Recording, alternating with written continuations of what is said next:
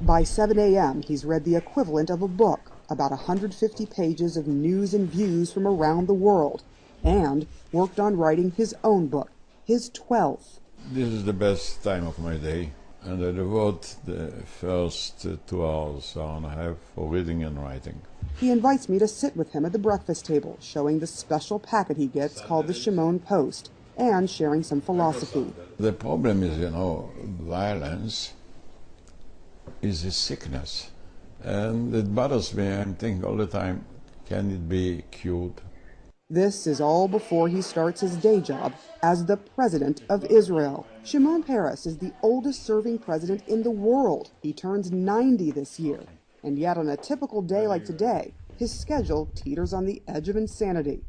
First up, book signing, then a staff briefing, then a couple of interviews. What's your greatest disappointment with the state of Israel? I have more hopes than disappointments. And my greatest hope is to make the promised land a land of promise. And you don't feel you're there yet? No, we are not there. It's just 9 a.m., and he's off to his first visit. No flashing lights. He gets stuck in traffic just like the rest of us. Though he does get to use this. We head south. We arrive at a school near the Egypt border. This could be a hostile crowd. Some of the families who settled here were forced out of Gaza, fierce critics of policies Peres supported. Outside, he's welcomed with enthusiasm. Inside, he's asked the tough question: how can you give up land Israel fought to win? If the country was empty, he says, there would be no problem. The problem is that there are a number of people from another nation, and I don't think that we want to be the rulers of another nation. A speech imparting history, and several questions later, can't keep up with this guy.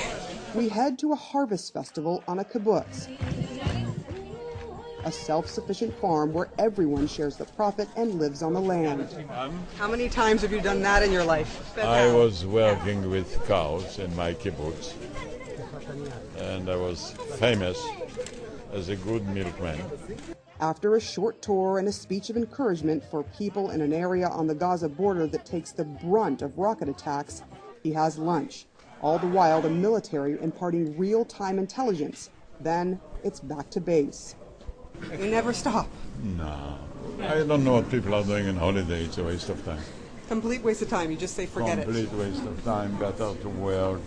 He's always had more work ahead. This time, a public service announcement, one take, and done. Then more briefings, a 14-hour day, and he's still going. Shimon Peres has been involved in politics even before Israel became a state 65 years ago. And the United Nations had a vote, and the majority of the members have voted in favor of building two states, a Jewish state and an Arab state. The people of Israel were overwhelmed.